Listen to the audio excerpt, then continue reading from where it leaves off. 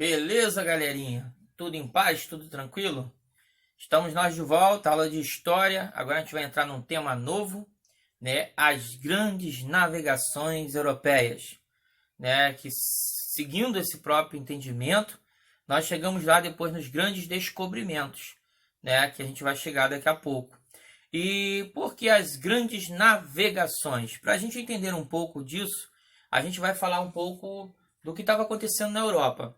A gente vai falar, não tem como manter a cronologia ponto a ponto para a gente entender os assuntos, mas a gente vai futuramente falar sobre a reforma protestante, sobre o renascimento cultural europeu, né, sobre essas situações que acontecem na região europeia, né, em questões econômicas e religiosas e artísticas.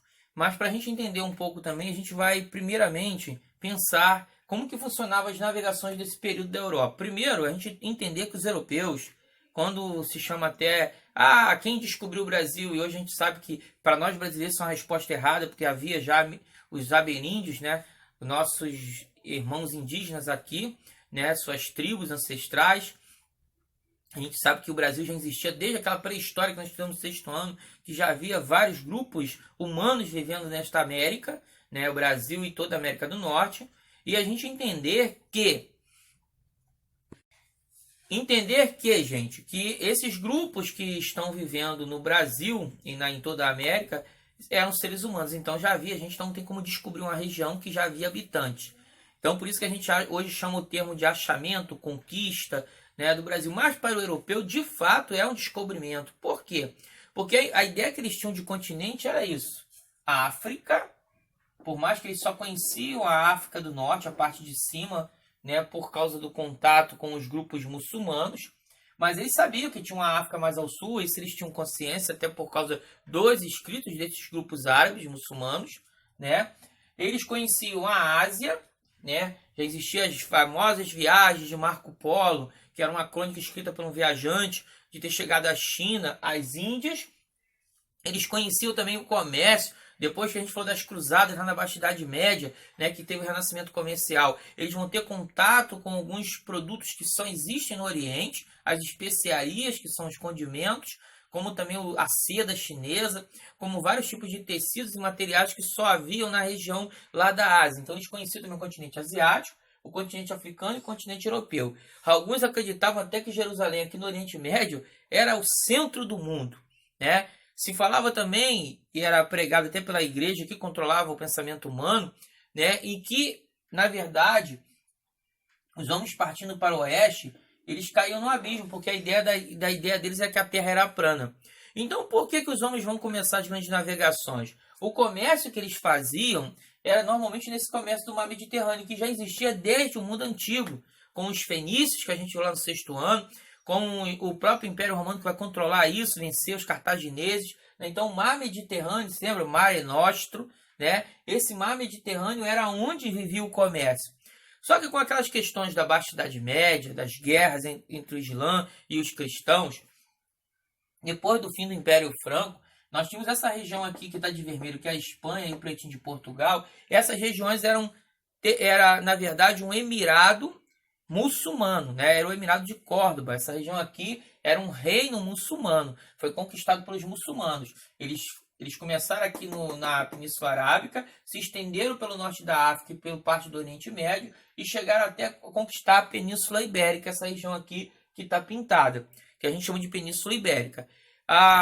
Como a gente falou na Baixa Idade Média, um conflito muito importante na crise da Baixa Idade Média foi a Guerra dos 100 Anos, que estruturou a Inglaterra e França, né, que é separado pelo Canal da Mancha. Então as guerras, né, constantes, que a Guerra dos 100 Anos durou 117 anos.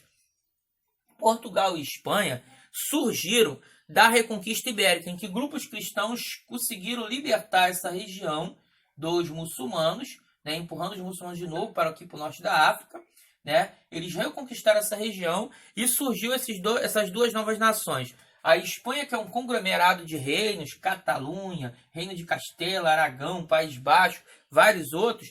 E Portugal, que começa como um condado, dado pelo principal nobre da Espanha, né, a um nobre que lutou nessas guerras da libertação da Reconquista Ibérica, e aí vai surgir como Condado Portucalense e depois Portugal.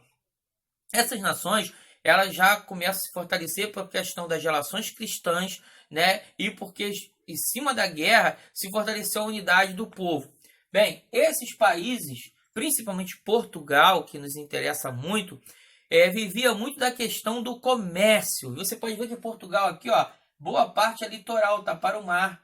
Então, é um país pequenininho, pequena extensão. As terras não são qualquer produto que se produz lá, mas é o vinho, o azeite. Esse produto está certo lá por causa do clima da terra, mas não é qualquer produto. Então, é uma região que dependia muito do comércio, o comércio mercantil do mar.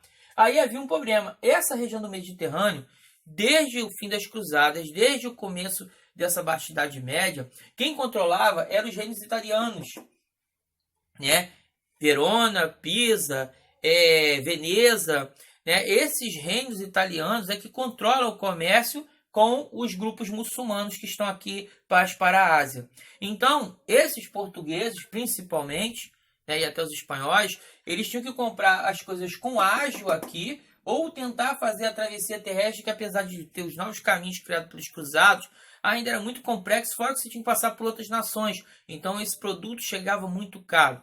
Então, o que eles vão fazer? Eles vão partir para o mar. Primeiro, eles começam a tentar, né? Começam chegando aqui nos primeiros cantos. Primeiro, a Ilha da Madeira, terra do Cristiano Ronaldo, né? Portugal conquista, até hoje pertence ao país. E depois vão conquistando, né? E custeando a África, toda a África, até ter o contato com a África mais ao sul, que seria a África Negra, né? E aí Portugal vai começando a ter esses contatos pelo litoral, né? Até eles enfrentar a primeira dificuldade, que é circundar o cabo que era conhecido como Cabo das Tormentas, até que um navegador conseguiu não só circundar, como também escrever, né? Como se conseguia passar por lá, e vai se transformar em Cabo da Boa Esperança, que hoje fica na África do Sul. Aqui, Portugal, ela se transformou em pioneiro por várias situações. Tinha uma monarquia consolidada, né? Já tinha um rei, né, que controlava essa nobreza. A nobreza era de nobres, na verdade, uma burguesia mercantilista, que viviam do comércio do mar e de mercado, e por isso precisavam de navegações. Portugal também vai ter uma escola de Sagres, né? Uma escola que vai ser criada pelo Dom Infante Afonso Henriques, né, filho da nobreza, que vai construir, e lá vai ser desenvolvido aparelhos para a navegação marítima, vai fazer a evolução da bússola, que já tinha sido descoberta pelos chineses, vai ser criado o astrolábio e outros instrumentos que tem até no livro de vocês, e também vai ser a mudança da navegação portuguesa, que das grandes naus pesadas vai se construir as caravelas que são mais leves e que conseguiam entrar em locais mais de difícil acesso. Então, Portugal vai se transformar em pioneiro pela necessidade e, ao mesmo tempo, pela sua evolução no mar, né? E aí, Portugal vai contar com todo esse comércio. Bem, mas a ideia dos portugueses quando foram ao mar, na verdade, era chegar na região das Índias, uma região rica, né, em várias mercadorias, principalmente as especiarias, que era a coisa da moda na época da Europa. Se hoje são os celulares modernos aí, né, os Galaxies da vida, né, os motos não sei o que da vida, não, naquela época eram as especiarias, condimentos mesmo, pimenta, noz moscada, né, porque na verdade a comida não havia essa questão do sabor. E aí a gente vai ver essa viagem dos portugueses. Bem, o grande momento, primeiro a gente entender é que com a disputa também de espaço entre espanhóis e portugueses, a Espanha também vai se jogar ao mar. E a Espanha vai patrocinar a viagem de um navegador genovês. E ele é de Gênova, é a região lá da Itália. Por que ele vai ao mar? Ele queria ao mar porque ele dizia que tinha como chegar, né, pelo oeste, chegar nas Índias, né? Por isso até que a gente vai chamar os primeiros habitantes aqui de índios, né? Porque o Cristóvão Colombo vai dar esse nome porque ele acha que chegou às Índias. Depois vai ser descoberto que ele, na verdade, encontrou um novo continente ao olhar dos europeus. Bem, com isso, esse navegador vai pela Espanha navegar até aqui a América Central e vai fazer essa descoberta de um novo continente para o olhar dos europeus, né? Ele vai chegar lá em Ilha Hispaniola, né, na região que hoje seria o Haiti, né, e República Dominicana. E ele vai chegar lá e vai fazer a primeira a aparição oficial de um europeu na América. Há discussões de quem chegou primeiro, outros grupos já tinham chegado no Canadá, nos Estados Unidos ou até no Brasil, mas são os grupos oficiais. Bem, isso vai ser em 1492, tem até um filme muito legal com o Gerard Depardieu, né, que fala sobre isso. E aí, os portugueses vão continuar nas suas navegações comerciais, até que em 1498, o grande navegador, até hoje considerado um herói em Portugal, Vasco da Gama, por isso aquele clube do Rio de Janeiro, São Januário, Clube de Regatas Vasco da Gama, o Almirante Vasco da Gama consegue fazer a chegada às Índias. E aí os portugueses vão ser os grandes navegadores dessas primeiras navegações, né? Vai ter enfrentado medo de que lá para o lado poderia ser um grande abismo, que enfrentaria cíclopes, né? E monstros, sereias encantadas. Isso tudo acabou porque agora o homem viu que é possível conquistar o mar. Ele já tinha conquistado o Atlântico, agora conquistava também o Oceano Índico, né? E aí, em 1500, mais uma das viagens lá para as Índias,